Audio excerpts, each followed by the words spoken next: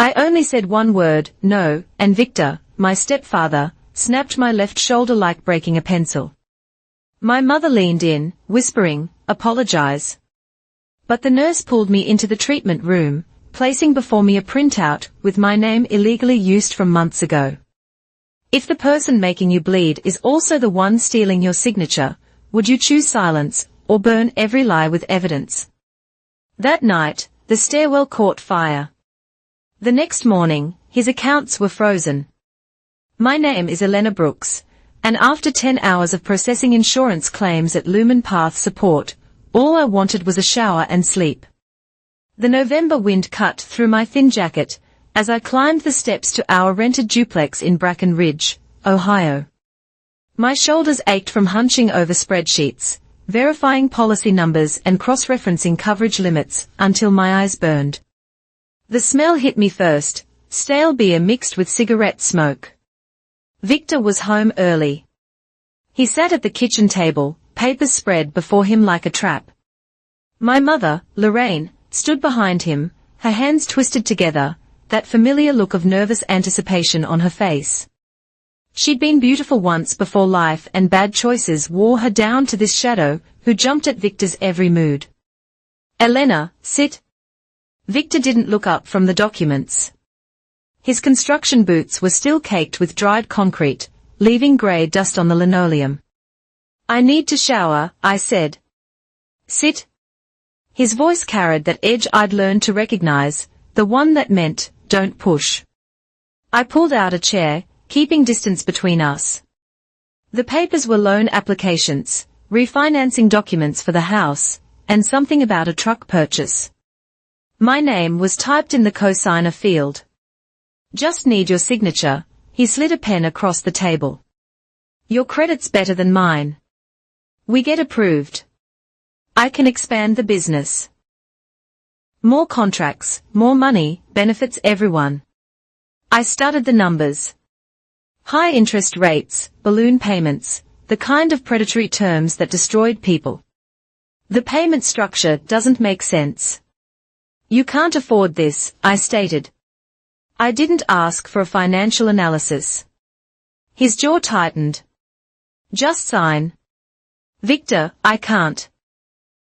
This would put my credit at risk. If you miss even one payment. I won't miss payments, I said. Like you didn't miss them on Mom's car. The one that got repossessed. Lorraine flinched. Victor's face darkened, that flush creeping up from his collar. He was a big man, 6 feet 2 inches and broad from years of construction work. When he stood, the chair scraped against the floor. You ungrateful little. You're living under my roof, eating my food. I pay rent, I counted. I buy my own food. Sign the papers, Elena. I looked at my mother, searching for support. She wouldn't meet my eyes. Instead, she moved closer to Victor, her hand touching his arm lightly, not to calm him, but to show solidarity. No. The word hung in the air between us. Simple. Final. Victor moved faster than I expected. His hand shot out, grabbing my left shoulder, fingers digging deep into the joint. He yanked me up and twisted. The angle was wrong. All wrong. And I heard the pop before I felt it. Sharp, white-hot pain exploded through my shoulder as the joint separated. I bit down on the scream, tasting blood where I'd caught my tongue. The room tilted. Black spots danced at the edges of my vision. Sign them, he growled, still gripping my shoulder. Lorraine appeared at my side, her breath warm against my ear. Not to help, not to stop him. She leaned close and whispered 2 words that burned worse than the dislocated shoulder. Apologize, Elena. Apologize for saying no. For protecting myself. I wrenched away, stumbling toward the door. My left arm hung useless, sending lightning bolts of agony with each movement. Behind me, Victor swept the papers off the table. You walk out that door, don't come back. I grabbed my purse with my good hand in the doorway. I turned to look at my mother one last time. She stood beside him, her face a mask of practiced neutrality. She'd made her choice long ago. The cold air hit my tear-streaked face as I stumbled down the steps. Each jarring movement sent fresh waves of pain through my shoulder. I made it to my car, fumbling for keys with trembling fingers. In the rearview mirror, I could see them in the window. Victor's arm around my mother's waist, her head against his shoulder, a united front against the ungrateful daughter who dared to say no. The fluorescent lights at Ridgeview Medical made everything look sickly green. I cradled my left arm against my chest, each breath sending fresh spikes of pain through my shoulder. The waiting room smelled of disinfectant and fear, a combination I'd grown too familiar with over the years. Elena Brooks, a nurse in purple scrubs, called from the doorway. Her name tag read Avery Cole, RN. She was younger than me, maybe mid-20s, with keen brown eyes that took in my awkward posture immediately. In the treatment room, she helped me onto the examination table with practiced gentleness. "Let's get that jacket off. I'll cut it if needed." "Please don't," I pleaded. "It's my only warm one." She worked the jacket off carefully, her face neutral, as she assessed the obvious deformity of my shoulder. "How did this happen?" she asked. "I fell," I lied. The lie came automatically. "I tripped on the stairs." Avery's hand stilled for a moment. She made a note on her tablet. "Which stairs?" "At home," I replied. "Does it matter for the report?" "Yes." She pulled up a rolling stool, sitting at eye level. "I need to verify your insurance information. Can you confirm your policy number?" I rattled off the digits from memory. Avery typed, frowned, typed again. The frown deepened. "Is there a problem?" I asked. "One moment." She turned the tablet away from me, fingers moving quickly across the screen. "Miss Brooks, our system is showing some unusual activity on your insurance. Multiple claims filed under your policy. I haven't been here in over a year." "I see that. But there are 2 claims from 4 months ago. Construction-related injuries. The patient name is Victor Hale, but the electronic consent signature," she turned the tablet toward me, "is listed as Elena Brooks." The room seemed to shrink. On the screen, I could see the claim details: emergency treatment for lacerations, tetanus shots, pain medication, services rendered to Victor Hale, authorized by Elena Brooks's digital signature. "That's not, I didn't sign anything." Avery nodded slowly. "I believe you. Our system logs everything, timestamps, IP addresses, device information." She tapped several commands. "Would you like me to print the audit trail?" "You can do that. Medical fraud is a serious issue. We are required to maintain detailed records." The printer hummed to life. "This shows the claims were authorized from a mobile device at 2:47 p.m. on a Tuesday. The IP address traces to a construction site in Fulton Heights. The device ID matches a phone registered to." She pulled the paper from the printer, highlighting a line with yellow marker. "Victor Hale." My good hand shook as I took the paper. There it was, in black and white. My signature used fraudulently, time-stamped during hours I was at work, from a location I'd never been. He stole my signature. "It appears so," Avery made another note. "Miss Brooks, I need to ask about your injury tonight. You said you fell on stairs. Is that what really happened?" I met her eyes. Behind her professional composure, I saw something else. Recognition. Understanding. "No," I admitted. She nodded once. "I am going to treat your shoulder. But first, with your permission, I'd like to contact someone from our patient advocacy team." They can help with both the insurance fraud and other matters. Other matters. Safety planning, legal resources, documentation, she clarified. She gestured to my shoulder. This injury pattern is consistent with forced rotation and pulling. The kind that happens when someone grabs and twists. I'd seen it before. The tears came then, hot and sudden, not from the pain, but from relief. Someone believed me. Someone saw through the lies without judgment. Avery handed me tissues. The audit trail is legal evidence, she explained. It proves an authorized use of your insurance information. That's identity theft. Wire fraud if it crossed state lines. Insurance fraud at minimum, combined with tonight's assault. How do you know all this? I asked. My sister went through something similar. I learned the system inside and out. She stood, moving to the computer. I'm going to order X-rays to confirm no fractures. Then we'll reduce the dislocation. While you're in radiology, I'll contact advocacy. They have connections with law enforcement who specialize in domestic violence cases. I don't know if I'm ready, I whispered. You don't have to decide everything tonight, she assured me, but that paper in your hand, that's power. That's proof he's been stealing from you for months. Avery helped me stand. Whatever you choose to do, you'll have evidence.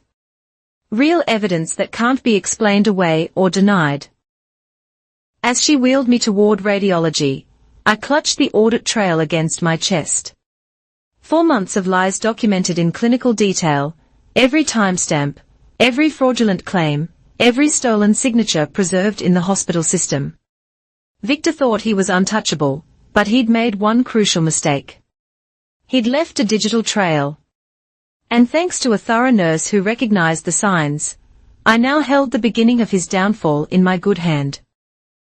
The police station at 2 a.m. was a different world, harsh lights, bitter coffee, and the constant sound of keyboards clicking. My shoulder throbbed despite the pain medication, secured in a sling that made me feel both protected and vulnerable. Sergeant Dana Wolfe sat across from me, her grey hair pulled back in a no-nonsense bun, reading the audit trail for the 3rd time.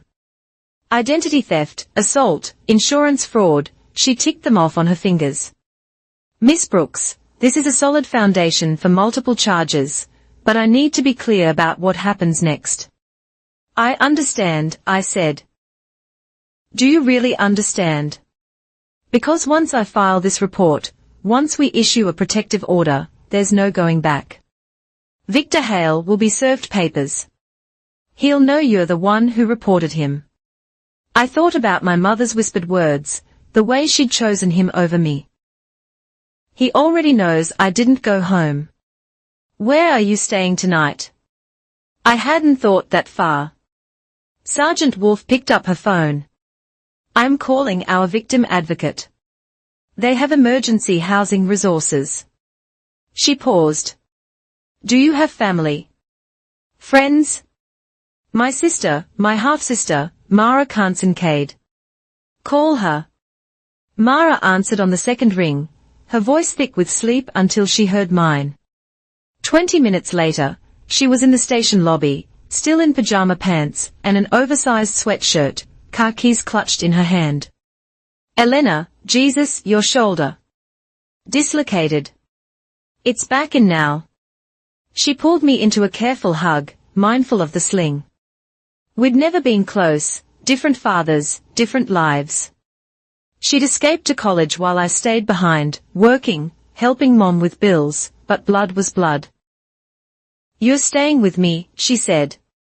No arguments.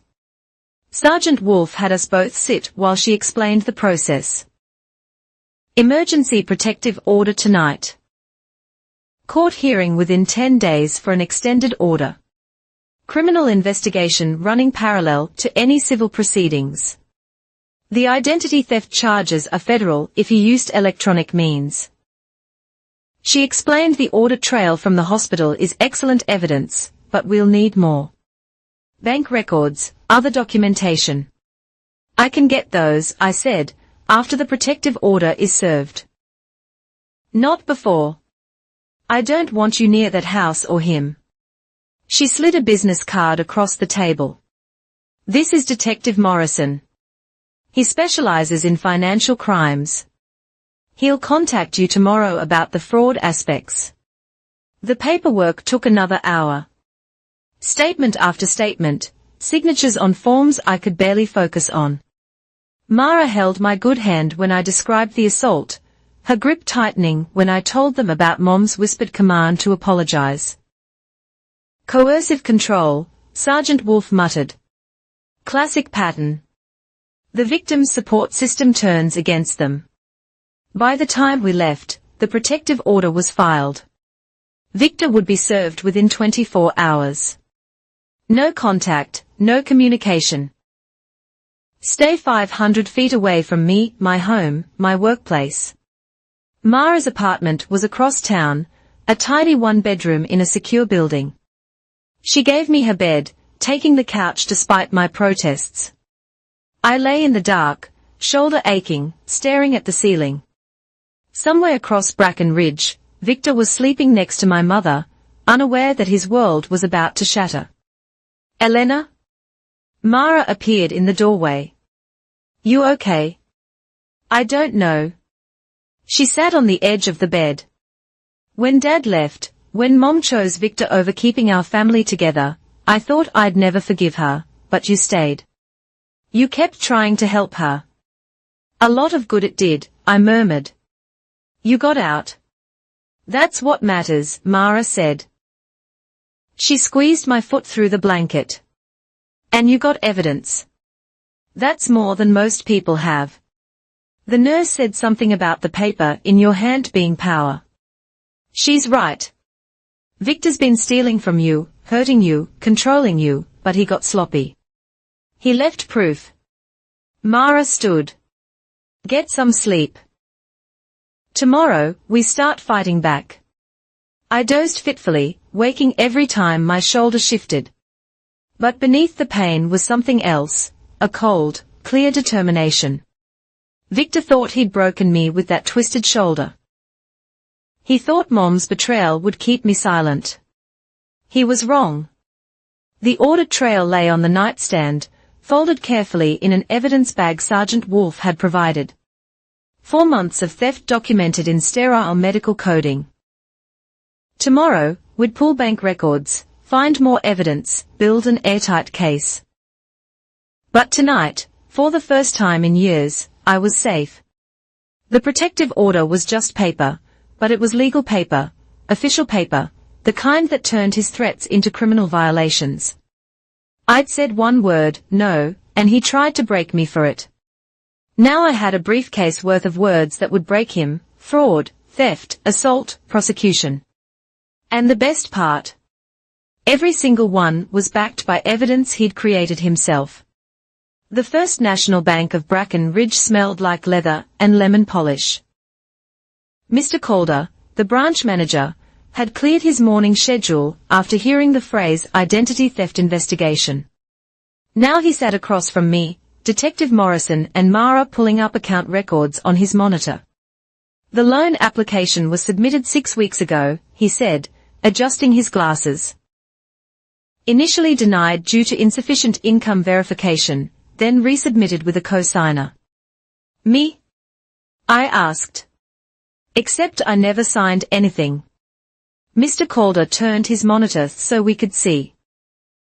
There it was. A digital loan application for $47,000. Vehicle purchase and debt consolidation. Primary applicant, Victor Hale. Cosigner, Elena Brooks.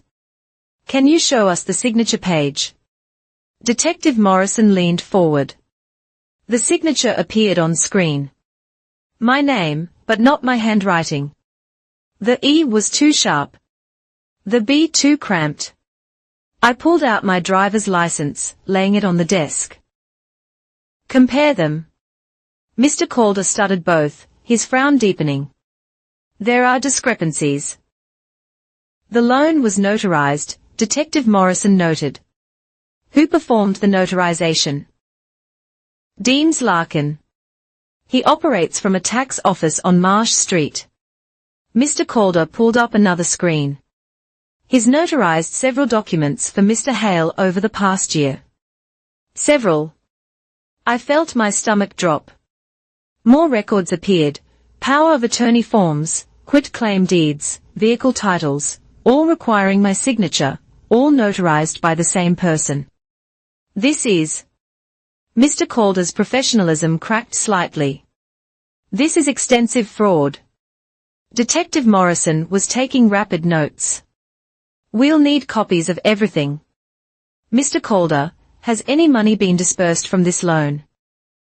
No, it's still in underwriting. After your call this morning, I placed a hold on all accounts associated with Mr. Hale or Ms. Brooks. Good, Detective Morrison said. What about the previous denial? You said it was resubmitted. Were there communications about that? Mr. Calder pulled up an email chain. The initial denial letter was sent to the applicant's address. Then we received a call asking about cosigner requirements. I recognized the address immediately. That's my mother's house, I stated. She got the denial letter. He checked the log. The call came from a woman identifying herself as Mrs. Hale. She specifically asked about adding a cosigner with better credit. The room went quiet. Mara reached for my good hand under the table. She knew, I said. Mom knew he was going to forge my signature. She helped him plan it. Detective Morrison's expression didn't change, but his pen moved faster. This establishes conspiracy, premeditation. There's more, Mr. Calder said quietly. The fraud detection system flagged something else. The signature on the digital form. It was completed in 12 seconds. Why is that significant? Mara asked. An authentic signature, especially one as long as Elena Brooks, typically takes 3 to 5 seconds. 12 seconds suggests someone unfamiliar with the signature pattern, carefully copying it. I laughed, sharp and bitter. He practiced. He sat at that kitchen table and practiced forging my name. We'll need a forensic document examiner, Detective Morrison said. But this is good preliminary evidence. Mr. Calder, I need you to generate a suspicious activity report. Already started. This triggers multiple federal reporting requirements. He looked at me with something like sympathy. Miss Brooks, I need to ask, are there other financial institutions where you have accounts? Credit union for checking, 2 credit cards. You should notify them immediately. If he's done this here, he's done it elsewhere. I finished the thought. The insurance fraud was 4 months ago. This loan application was 6 weeks ago. He's escalating. Detective Morrison stood. I'll get warrants for the notary's records. Mr. Calder. Calder. Please prepare all documentation for the prosecutor. Miss Brooks, I need you to pull credit reports from all 3 bureaus today. What about the house? Mara asked. You mentioned quit-claim deeds. Mr. Calder's fingers flew across the keyboard. 3 months ago, a quit-claim deed adding Victor Hale to the property deed of. He paused. The house at 457, Elm Street. That's Mom's house, I whispered. Her father left it to her. It was the only thing she had from before Victor. The deed was notarized by Deems Larkin, Mr. Calder confirmed, with signatures from Lorraine Brooks Hale and Elena Brooks. The scope of it hit me like a physical blow. Not just credit cards or loans.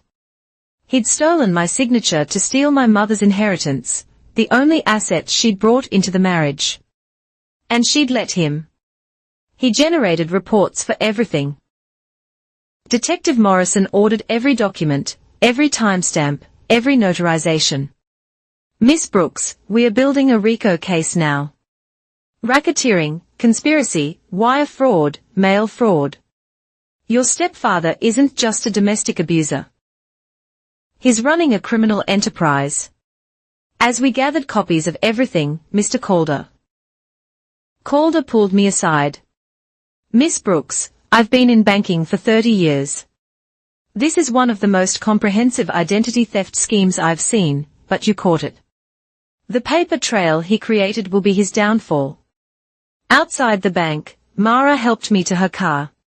My shoulders screamed with every movement, but my mind was racing. Each document we'd found was another nail in Victor's coffin, the notary who'd rubber-stamped forgeries, the conspiracy with my mother, the systematic theft of my identity for financial gain. We need to go to the credit union next, I said. You need to rest your shoulder. My shoulder will heal, but every hour we wait, he could be opening new accounts, signing new documents. I pulled out my phone. I'm calling the credit bureaus now, freezing everything. As Mara drove, I made the calls. Security freezes on all 3 bureaus. Fraud alerts, investigation requests. Each representative heard the same story. Massive identity theft by a family member. Each one assured me they took it seriously. By the time we reached the credit union, I had case numbers from Experian, Equifax, and TransUnion. 3 more pieces of evidence. 3 more agencies investigating Victor Hale. He thought he'd broken me with violence. Instead, he'd awakened something cold and methodical. I knew systems. I worked with them every day at Lumen Path. Insurance protocols, audit procedures, compliance requirements. Now I would use every system against him. The Fulton Heights Municipal Building kept its bid records in a musty basement room that smelled of old paper and dust.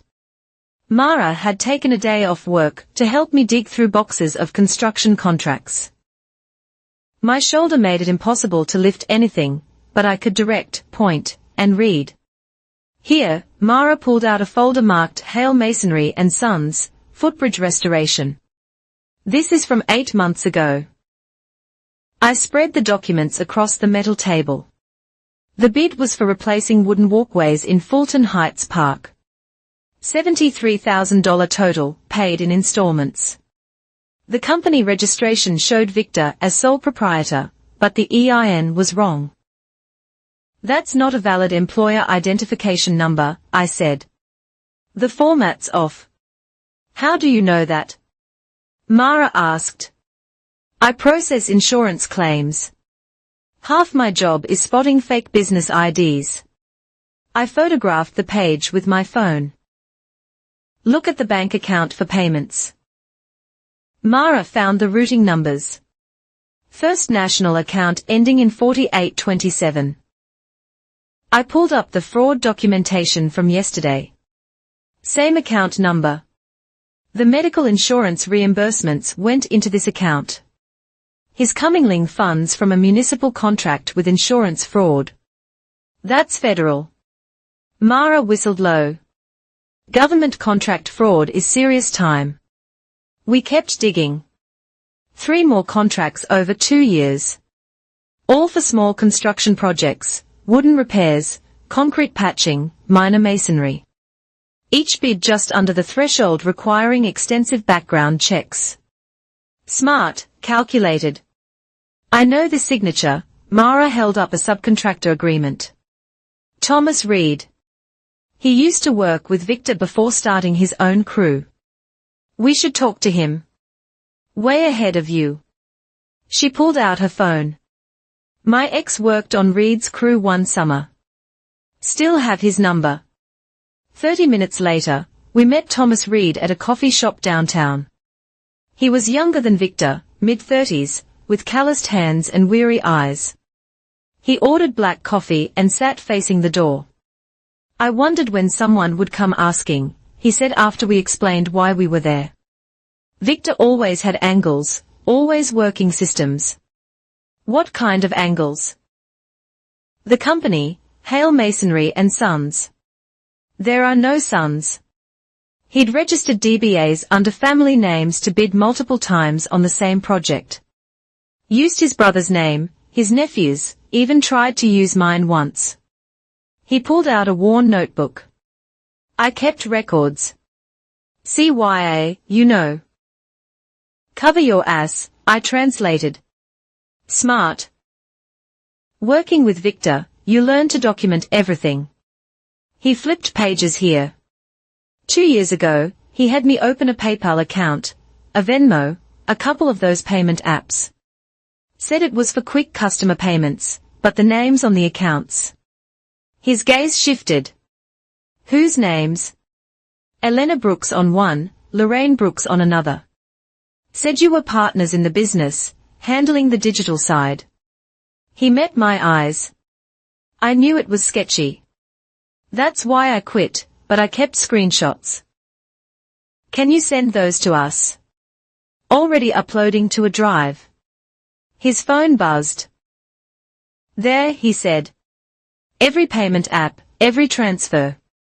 He was moving money through accounts in your names to avoid taxes. Classic structuring. Did you ever see him forge signatures? Thomas laughed bitterly. See him? He bragged about it. Said his girlfriend, sorry, your mom taught him your signature. They'd practiced together at the kitchen table. Would you testify to that? I asked. In a heartbeat. Victor cost me contracts when I wouldn't play his games. Spread rumors I was unreliable. He leaned forward. There's more. He's got a storage unit off Route 47. Keeps duplicate books there. Real ones, not the sanitized versions he shows the IRS. How do you know? Because I helped him move boxes there after his last audit scare. Unit 47B at Secure Store. Don't know if he still has it, but worth checking. We exchanged numbers. Thomas promised to forward everything he had, then stood to leave. At the door, he turned back. Your mom knew everything, he said quietly. I'm sorry, but you should know she wasn't some victim caught in the middle. She helped him plan every scam, called herself the idea person. After he left, Mara and I sat in silence. The coffee shop buzzed around us. Normal people living normal lives, not drowning in evidence of family betrayal. Storage unit next. Mara asked. No, that needs a warrant. I pulled out Detective Morrison's card. But this is enough to expand the investigation. Shell companies, tax fraud, money laundering through payment apps. Elena, this is big. Like, seriously big. This isn't just domestic violence anymore. It never was just domestic violence. I cradled my injured arm. The violence was how he kept me from discovering the rest. Every time I questioned anything, asked about money, wondered why bills didn't add up, he'd rage, throw things, make threats. I learned to stop asking. But the hospital audit changed everything. One nurse who did her job thoroughly. One flagged transaction in their system. That's all it took to unravel years of crimes. My phone rang. Detective Morrison. Miss Brooks, I just left the notary's office with a warrant. Deems Larkin is singing like a canary. Says Victor paid him $200 per false notarization. He's got records of every forged document. How many? 43 over 3 years. You, your mother, 2 of his workers, even a few completely fictional people. Larkin's bringing us in as a cooperating witness, he continued. There's more, I said, and told him about Thomas Reed, the payment apps, the storage unit. Jesus Christ, Morrison breathed. Pardon my language. This is. We are going to need the FBI Financial Crimes Unit. This crosses state lines with those payment apps. Is that good for the case?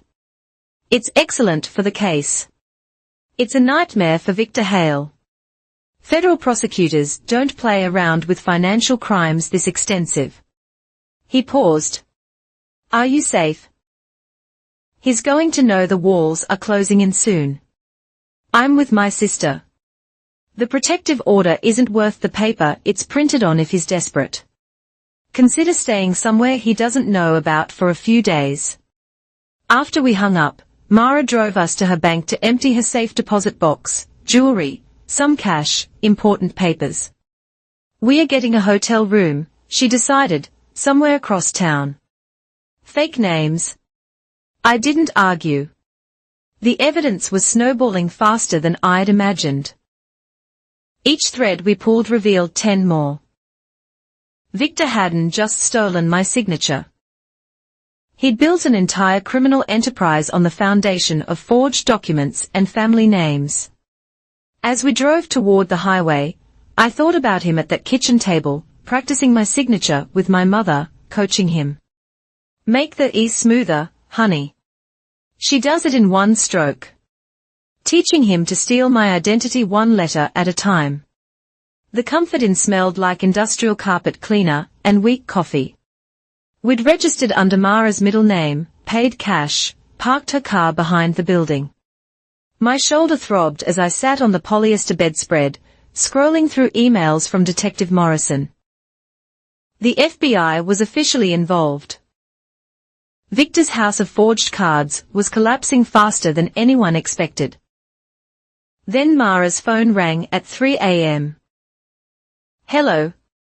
Yes, this is she. Her face went white. When is anyone okay?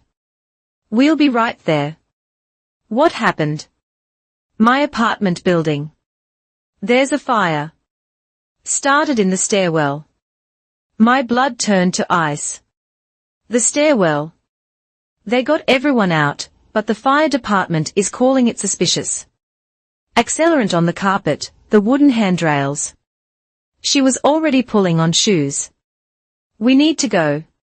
Mara, no. That's exactly what he wants.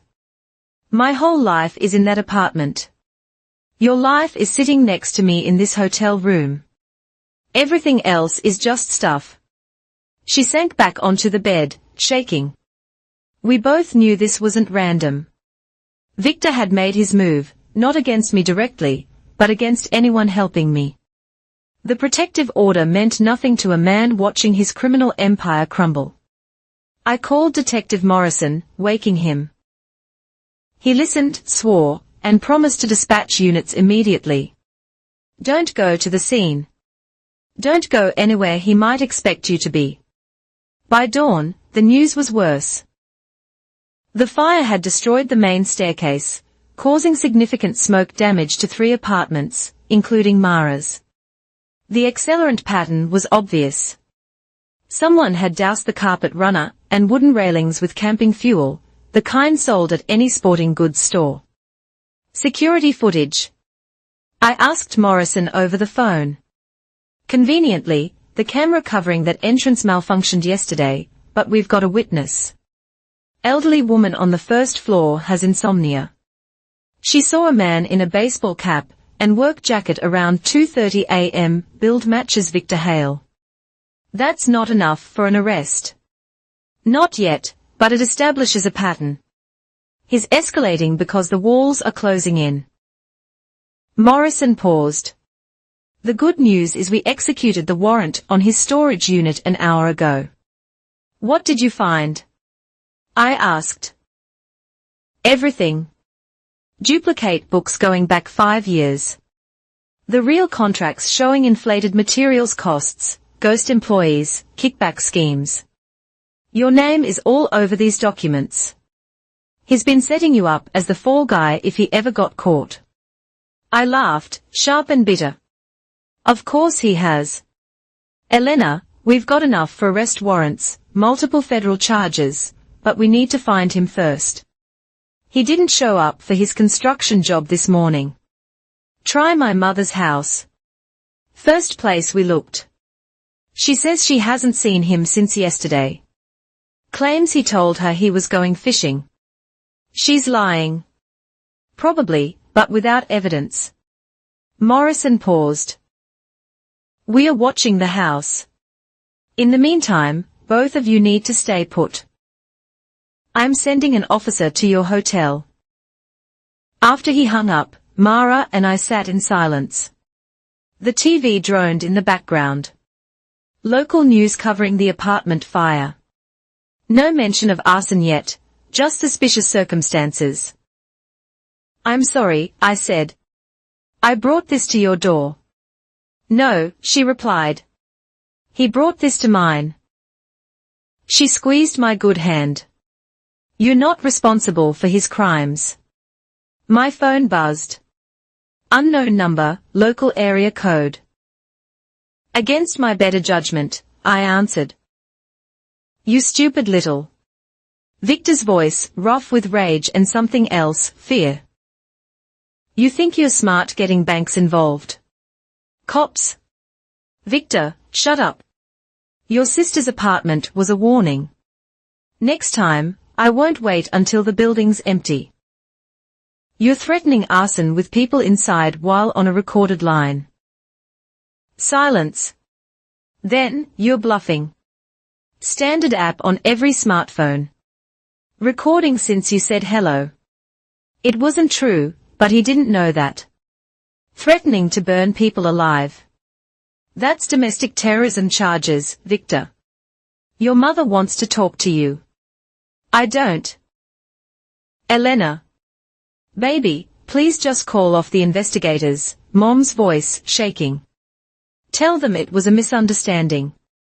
We can work this out as a family. He stole my identity. He assaulted me. You don't understand the pressure he's been under. The business struggles, the bills. Did you practice my signature with him? The question came out flat, emotionless. At the kitchen table. Did you teach him how to forge my name? Silence. Mom, it wasn't. We were just. He needed help. And your credit was so good. Go? I hung up. There was nothing left to say. The phone rang again immediately. This time, I let it go to voicemail. Then again and again. On the fourth call, Mara grabbed it. Listen, you pathetic excuse for a. What? Who is this? Her expression shifted. Yes, she's here. It's Detective Morrison. She mouthed to me. I took the phone. Detective. We just picked up Victor. He was at a gas station 2 miles from your hotel, filling containers with fuel. Had a weapon in the vehicle, and a list of addresses. What addresses? I asked. Your hotel. The hospital where that nurse works. My home address, actually, which is concerning. And the courthouse. Jesus, he's in custody. No bail until the federal hearing, given the arson and the threats. I've got agents heading to pick up your mother as well. She's clearly been aiding and abetting. I closed my eyes, feeling something inside me finally crack, not break, settle like a bone properly set, after being twisted wrong for years. Elena, you there? I'm here. You did this. Your evidence, your courage to report it. You stopped him before he could hurt anyone else. The fire could have been so much worse. It will be added to his charges. Arson and furtherance of witness intimidation is serious federal time. After we hung up, I stood at the hotel window watching dawn break over Bracken Ridge. Somewhere across town, Victor was in handcuffs. His empire of forged signatures and stolen identities finally collapsed. My mother would soon join him, their kitchen table conspiracy exposed. My shoulder ached, but for the first time in years, I could breathe without fear. The man who'd twisted my arm for saying no, was now himself twisted in the iron grip of a justice system he'd never imagined would catch him. All because one observant nurse had noticed unusual activity in an insurance system. All because I'd finally found the courage to stop apologizing for protecting myself. 10 years at Lumen Path Support had taught me the anatomy of proper documentation. Every claim needed supporting evidence. Every flag required investigation. Every suspicious pattern demanded a report. Now, sitting in the FBI field office conference room, I applied those same skills to dismantling Victor's life. Special Agent Rachel Morrison watched me work, occasionally nodding approval. You've done this before. Different context. Insurance fraud investigations. I aligned another document in my growing timeline, but the principles are the same. Follow the money, document everything, create an unbreakable chain of evidence. The table looked like a paper explosion. But I saw patterns. Victor's crimes weren't random. They followed business cycles. Construction slow in winter, fake an injury, file insurance claims. Big municipal contract coming up, forged documents to establish fake DBAs. Cash flow problems, take out loans using stolen signatures. This is what we call a super SAR, I explained, using the technical term for a suspicious activity report, but comprehensive. Every financial institution he's touched, every identity he's stolen, every fraudulent transaction, all connected in one filing. Banks generate SARs all the time, Agent Thornton said. What makes yours special? Cross-referencing. I pulled up the spreadsheet on my laptop. See this? January 15th, insurance claim filed under my name for Victor's injury. January 17th, payment hits account ending in 4827. January 20th, that exact amount transfers to DBA Hale Masonry and Sons. January 23rd, municipal payment for the Fulton Heights contract hits the same account. He commingled illegally obtained insurance funds with government contract payments. That's money laundering. Keep going, Thornton prompted. The notary, Deems Larkin. Every document he falsely notarized generated a $200 payment. But look at the dates. Always 2 days after the notarization. Always from a Venmo account in my name that I never created. Always exactly $200, never varying. That's structuring to avoid reporting requirements. Agent Thornton leaned forward. How many of these patterns have you found? 17 distinct fraud patterns over 3 years. I pulled out a flowchart I'd created at 4 a.m., unable to sleep. Shell companies, identity theft, insurance fraud, loan fraud, government contract fraud, tax evasion, money laundering. But they are all connected through these 5 bank accounts and 12 payment apps. This is FBI quality analysis. It's just pattern recognition, the same skills that help me spot fraudulent medical claims. I added another connection to the chart. What's interesting is the escalation timeline. Small frauds at first, a few thousand here and there, then bigger risks. The house deed forgery. That was desperation. He knew I was getting suspicious. When did you start noticing? Agent Thornton asked. 6 months ago. Little things, mail disappearing, credit card offers I never applied for. Mom getting defensive when I asked about finances. I touched my shoulder unconsciously. Every time I pushed, Victor pushed back harder. Classic intimidation pattern. But you kept records. Photographs of mail before it disappeared. Screenshots of weird charges, notes about conversations. I pulled out my phone, showing her a hidden folder. I thought I was being paranoid. Turns out I was building evidence. Agent Thornton gathered the papers I'd organized.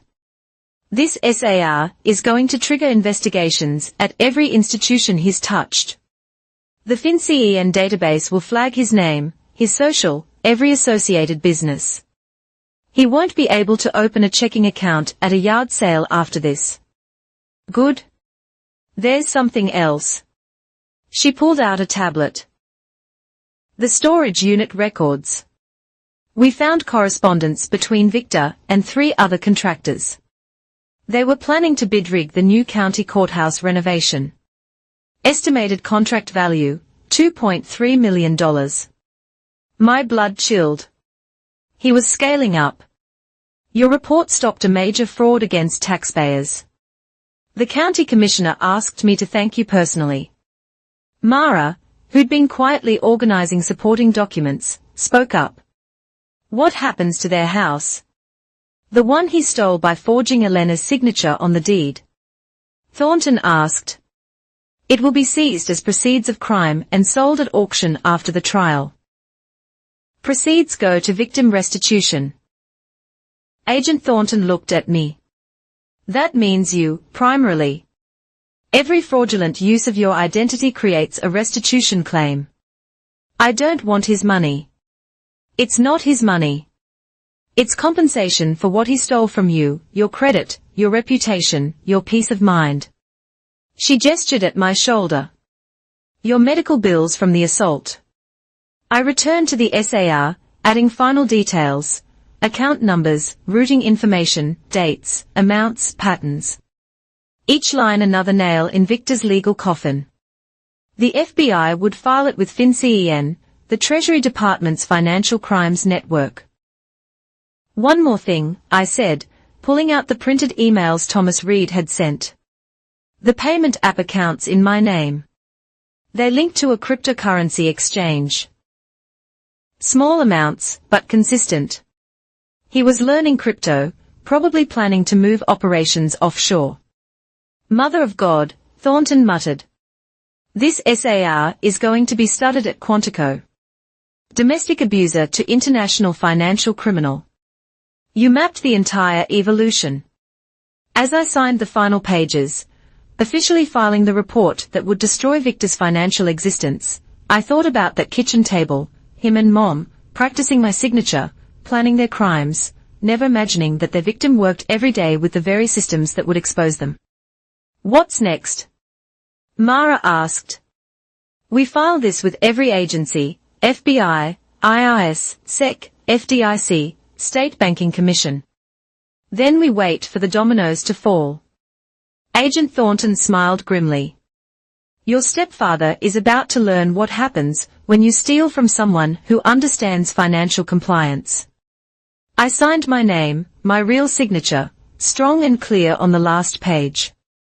Somewhere in Federal Holding, Victor was about to discover that forcing my signature on false documents had triggered an avalanche of real ones. Each bearing my actual name, each documenting his crimes, each ensuring he'd never force anyone to apologize for saying no again. The courtroom smelled like old wooden floor wax. Victor sat at the defendant's table in an orange jumpsuit, his attorney shuffling papers nervously. 2 weeks in federal custody had deflated him.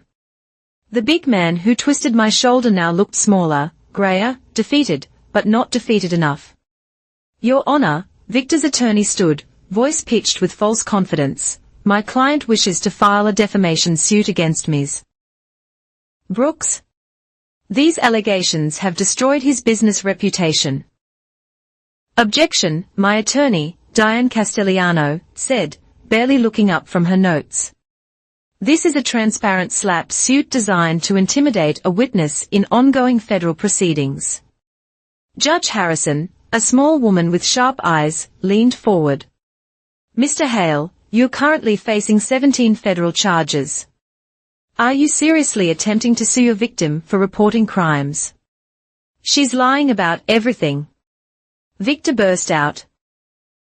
Making up stories, forging evidence. Mr. Hale, you'll speak through counsel or not at all. Diane stood, pulling out a thick folder. Your Honor, we move for immediate dismissal under anti-SLAPP statutes. This frivolous suit is textbook witness intimidation. Moreover, we have a surprise witness who can speak to patterns of coercion. Proceed. We call Avery Cole. The courtroom doors opened.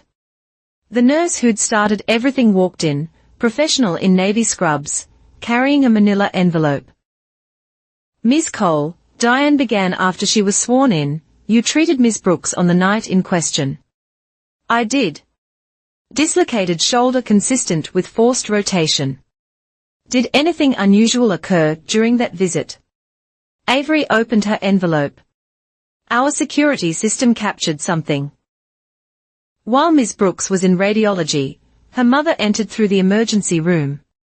She asked staff where her daughter was, saying she needed to talk sense into her before she did something stupid. Objection. Relevance. Overruled. Continue. Hospital security intercepted Mrs. Hale during that interaction, which was recorded, Avery said. She said, and I quote, she needs to apologize to Victor. She always makes things worse by fighting back. I told her to just sign the papers. The courtroom went silent. There's more, Avery continued. After reviewing our system, I found 6 insurance claims filed under Ms. Brooks's name over 2 years, all for injuries to other people, all authorized during her work hours from IP addresses traced to construction sites. How is that possible? The signatures were electronic. Someone had her insurance ID and personal information. They were filing claims while she was logged into her work computer miles away, creating a digital alibi. Avery looked directly at Victor. It's a sophisticated fraud that required intimate knowledge of her schedule. Diane nodded. Your audit trail was crucial evidence. Yes, everything is logged. Timestamp, IP address, device ID. Mr. Hale used the same phone for multiple fraudulent claims. We provided this data to the FBI. Did you observe anything about the family dynamic? Diane asked. Mrs. Hale followed her daughter to the hospital, but spent her time trying to convince staff that Elena was dramatic and making things up. She never once asked about her daughter's injury, only about what she might say to police. Judge Harrison had heard enough. I've reviewed the anti-SLAPP motion. Mr. Hale, you filed this defamation suit claiming Ms. Brooks fabricated evidence. Yet I have before me authenticated audit trails, bank records, notarized documents with forged signatures, and now witness testimony establishing a pattern of coercion. Your Honor, Victor's attorney tried. I'm not finished, the judge interrupted. The security footage shows Mrs. Hale actively attempting to suppress her daughter's report. The insurance records show systematic fraud. The timing of this lawsuit, filed after criminal charges, screams retaliation. She picked up her gavel.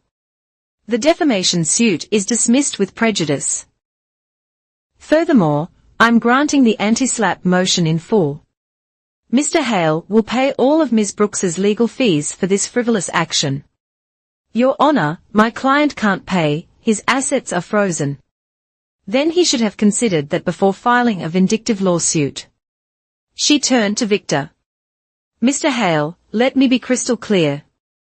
Any further attempts to harass, intimidate, or litigate against Ms. Brooks will be considered criminal witness tampering. Do you understand? Victor's mouth moved, but no sound came out. His attorney nudged him. Yes, Your Honor. Ms. Cole, thank you for your testimony and your diligence.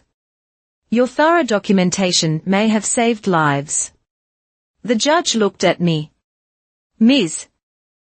Brooks, the court recognizes the courage it took to come forward.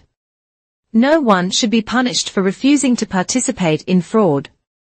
As the bailiff led Victor out, he turned to look at me. For a second, I saw the rage that had controlled my life for years. Then it flickered and died. Replaced by something else, the dawning realization that every document he'd forged, every lie he'd told, every crime he'd committed had created the very paper trail that destroyed him. Outside the courthouse, Avery Cole was waiting. Thank you, I said simply. I just did my job. You did the hard part, she smiled. By the way, the hospital board wanted me to tell you something. After this case, we are implementing new protocols for identity theft detection, training all staff to spot the signs. They are calling it the Brooks Protocol. I laughed, surprising myself. Making something good out of something awful. The best kind of revenge, systems that protect the next person. Diane joined us, grinning. That went better than expected. The anti-SLAPP ruling means he pays my fees, about $20,000 so far. That'll come out of any assets left after criminal forfeiture. What's next? Criminal trial in 3 weeks. Federal prosecutors are confident your SAR was a roadmap to conviction. Speaking of which, Diane pulled out her phone. Ada Malhotra says the IRS just joined the case. Apparently, Mr. Hale forgot to declare his stolen income on tax returns. Of course, he did. Every crime creates more crimes. He's looking at 20 years minimum, possibly life if the bid rigging counts stick. Diane squeezed my good shoulder. You won. Not just the case, you destroyed the entire criminal enterprise with documentation and compliance procedures. That's poetic justice. As we walked away from the courthouse, I thought about that night in the kitchen. One word, no, had started an avalanche that buried Victor Hale in his own fraud. He tried to silence me with violence, then with lawsuits. Instead, he'd given me the evidence to bury him in paper. The federal courthouse in downtown Columbus was a fortress of glass and steel. 3 weeks after the anti-SLAPP victory, I sat in the witness preparation room as Priya Malhotra laid out the prosecution strategy. 3 separate proceedings would unfold simultaneously: criminal, civil, and financial. Victor's house of forged cards would collapse from every angle at once. The grand jury returned indictments on all counts, Malhotra explained. Racketeering, wire fraud, mail fraud, identity theft, insurance fraud, money laundering, bid rigging, tax evasion, witness intimidation through arson. Your SAR connected everything beautifully. Through the window, I could see news vans gathering. High-profile corruption cases attracted attention, especially when they involved systematic theft from government contracts. The criminal trial starts Monday, but there's been a development. Malhotra smiled. Deems Larkin flipped completely. He's providing evidence about other contractors involved in the bid rigging scheme. The investigation is expanding. How many others? 4 construction companies so far. Your stepfather was apparently the ringleader, teaching others his forgery methods. The FBI estimates over $3 million in fraudulent contracts across Ohio. My phone buzzed. Diane Castellano with updates from the civil proceedings. The foreclosure on your mother's house is moving forward. Since the deed modification was fraudulent, it reverts to her sole ownership. However, it's being seized as asset forfeiture since she participated in the crimes. I felt a pang, thinking of the house where I'd grown up. Then I remembered her teaching Victor to forge my signature at the kitchen table. The pang faded. There's more, Malhotra continued. The IRS Criminal Division is filing separately. Turns out your stepfather never reported any of the stolen income. That's additional felony counts with mandatory minimums. Monday arrived, grey and cold. The courtroom was packed, journalists, FBI agents, other contractors under investigation. Victor sat between 2 federal marshals. His orange jumpsuit was a stark contrast to his attorney's expensive suit. The United States versus Victor Hale, the clerk announced. Case number 24 CR 0847. Malhotra rose. Your Honor, the government will prove that Mr. Hale orchestrated a 3-year criminal enterprise involving systematic identity theft, insurance fraud, and corruption of public contracts. The evidence includes financial records, forged documents, and witness testimony establishing a pattern of racketeering activity. The first witness was Agent Thornton, who walked the jury through my SAR.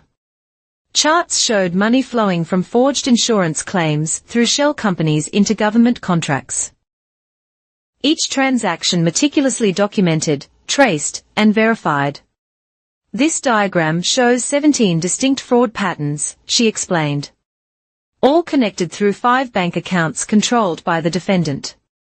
Next came Mr. Calder from the bank, authenticating the forged loan documents.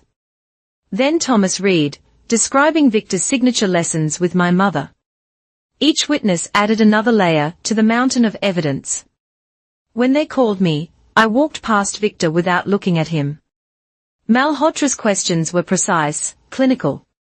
I described the assault, the discovery at the hospital, the systematic theft of my identity. I held up the audit trail that started everything. This single piece of paper revealed years of fraud, I said. Every timestamp proved I couldn't have authorized these transactions. I was at work, logged into the Lumen Path system, while someone used my identity across town. Victor's attorney tried to cross-examine, suggesting I'd given permission for the signatures. I pulled out my employment records. Here's my time card for every fraudulent transaction. GPS-tagged login showing I was at my desk. Security badge swipes. It's impossible for me to have authorized claims from construction sites while simultaneously processing insurance forms in my office. I let color enter my voice. Perhaps you gave verbal permission for my signature to appear on 43 documents I've never seen. On loan applications that would destroy my credit. On insurance claims for injuries that happened to other people. No one gives permission for that. Tuesday brought the financial testimony. The forensic accountant had created a masterpiece. Every stolen dollar tracked through the labyrinth of accounts. The jury saw how insurance fraud funded bid rigging, how forged signatures enabled tax evasion, how each crime financed the next. Total provable losses exceed $1.7 million, the accountant concluded. This doesn't include reputational damage to victims whose identities were stolen. Wednesday brought the government contracts investigator, detailing the bid rigging scheme. Victor had created an entire network of corrupted contractors, teaching them his methods, sharing profits from inflated invoices. The scope stunned even the judge. Then came the surprise. Lorraine was wheeled in, having agreed to testify in exchange for a reduced sentence. She looked smaller, older, broken, but I felt no sympathy. Mrs. Hale, Malhotra began, did you help your husband forge signatures? He's not my husband. We were never legally married. He said it was better for taxes. Her voice was monotone. Yes, I taught him Elena's signature. Practiced with him. Why? He said it was just for business papers. Said Elena wouldn't understand. She was too rigid about rules. Lorraine finally looked at me. I thought I was helping by stealing your daughter's identity, by keeping peace in the house. You don't know what he's like when angry. She stopped, realizing what she'd admitted. So, you sacrificed your daughter's financial future for your own safety. I didn't think, no, you didn't. Malhotra's voice was ice. You chose your comfort over your child's security. That's not duress. That's complicity. Thursday brought closing arguments. Malhotra systematically destroyed any possible defense, using Victor's own forged documents against him. The paper trail was insurmountable, every crime documented, witnessed, and verified. The jury deliberated for 2 hours.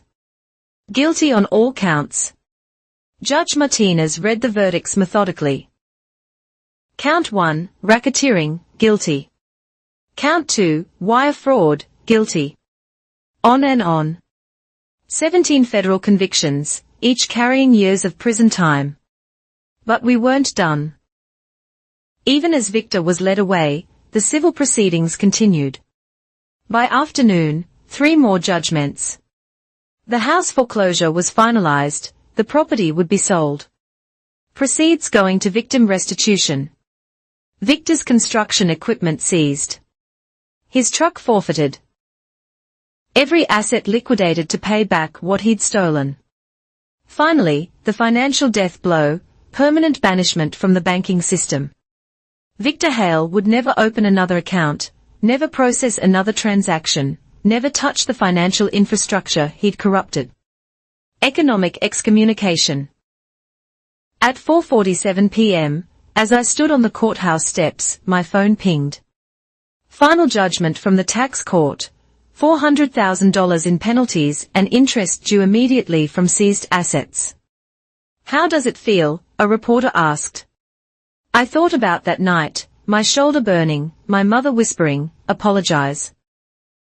Victor sat in federal custody, facing 25 to life, his money gone, his freedom destroyed, his entire criminal network collapsed.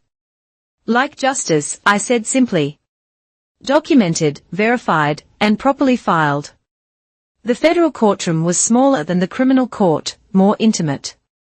This final hearing would consolidate everything: victim restitution, asset forfeiture, protective orders. Judge Martinez presided again, her expression stern, as she reviewed the massive case file. Victor entered in shackles this time, the reality of his situation etched in every line of his face. 25 to life was the criminal sentence, but today is about the financial devastation he'd earned through years of fraud. We are here to finalize all matters in the consolidated case of United States versus Victor Hale, State of Ohio versus Victor Hale, and Brooks versus Hale. The judge's voice carried absolute authority. Mr. Hale, you've been convicted on 17 federal counts and 6 state counts. Do you understand? Yes, his voice was barely audible. Adar Malhotra, please present the restitution summary. Malhotra stood. Your Honor, total restitution to victims amounts to $1.7 million. Primary victim Elena Brooks, $847,000 for identity theft, credit destruction, and fraudulent obligations incurred in her name. Secondary victims include 4 insurance companies, 3 banks, and the state of Ohio for corrupted contracts. Mr. Hale, what assets remain after federal seizure? His attorney responded, none, Your Honor. All accounts frozen, property seized, business dissolved. Then we'll address future earnings. Mr. Hale, any income you receive during incarceration or after release, should that occur, will be garnished at 75% until restitution is satisfied. The judge made notes. Ms. Brooks, please approach. I walked forward, passing Victor without acknowledgement. The court recognizes the exceptional courage and diligence you showed in documenting these crimes. Your systematic approach to evidence collection should be a model for financial fraud victims everywhere. She looked directly at me. Is there anything you'd like to say? I turned to face Victor for the last time. You taught me something valuable. Every document leaves a trail. Every signature tells a story. Every crime creates evidence. You stole my name to build your empire of fraud. But my real signature, on bank reports, FBI documents, court filings, tore it all down. Now, the protective order. Judge Martinez's tone sharpened. Mr. Hale, this is permanent. No contact with Ms. Brooks, direct or indirect, for life. This includes after any potential release from prison. Violation means immediate return to federal custody. Understood, Victor muttered. The court also notes that Lorraine Hale, serving 3 years for conspiracy, is subject to the same order. Neither may contact Ms. Brooks in any manner. The judge continued through the technical details. Bank fraud monitoring for life, prohibition from fiduciary positions, mandatory financial crime offender registration. Each restriction another bar in the economic cage Victor had built for himself. Finally, Judge Martinez said, the matter of the investigation's expansion based on evidence uncovered, 4 additional contractors face indictment. The Hale method of signature forgery has led to Ohio's largest construction fraud investigation. Mr. Hale, your legacy isn't the buildings you claim to construct. It's the criminal network you'll be testifying against as part of your plea agreement. Victor's head dropped. The man who twisted my shoulder for refusing to sign papers would now spend years signing testimony against his co-conspirators. This court is satisfied that justice has been served. Mr. Hale is remanded to federal custody to begin serving his sentence immediately. The gavel came down with finality. As marshals led Victor away, he stumbled, catching himself against the defense table. For a moment, our eyes met. I saw no rage anymore, no intimidation, just the hollow recognition of complete defeat. He shuffled out, orange jumpsuit hanging loose on his diminished frame. Outside, Mara waited with champagne. "It's over," she said. "The criminal part, the healing takes longer." But I smiled, feeling lighter than I had in years. Agent Thornton approached. "The FBI wants to use your case and training materials." "With your permission, of course. The SAR you created is being called textbook perfect at Quantico.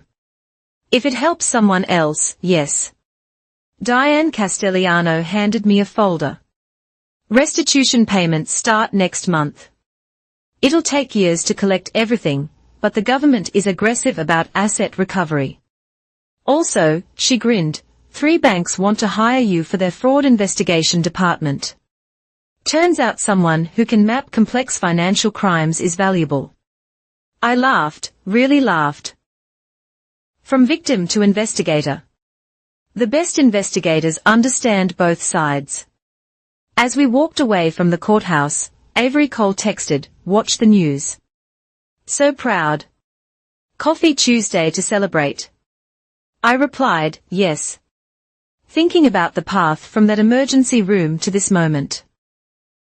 1 nurse's diligence, 1 printed audit trail, 1 woman's refusal to apologize for saying no. That night, alone in my new apartment, 1 Victor would never know the address of. I filed away the court documents. Each page proof that paper could be more powerful than physical force. That documentation could destroy those who thought themselves untouchable. Victor had twisted my shoulder, tried to break my spirit, attempted to steal my identity and destroy my future. Instead, he'd created a paper trail that led to his own destruction. Every forged signature became evidence. Every fraudulent transaction left digital footprints. Every crime generated the very documents that convicted him. I looked at my left shoulder, fully healed now, but still carrying phantom pain. Then I looked at the stack of legal victories on my desk. The pen truly was mightier than the sword, especially when wielded by someone who understood the power of proper documentation. The man who tried to force me to sign my life away was now signing prison intake forms, cooperation agreements, and testimony documents that would imprison his conspirators. Perfect. Documented justice. The story ends here.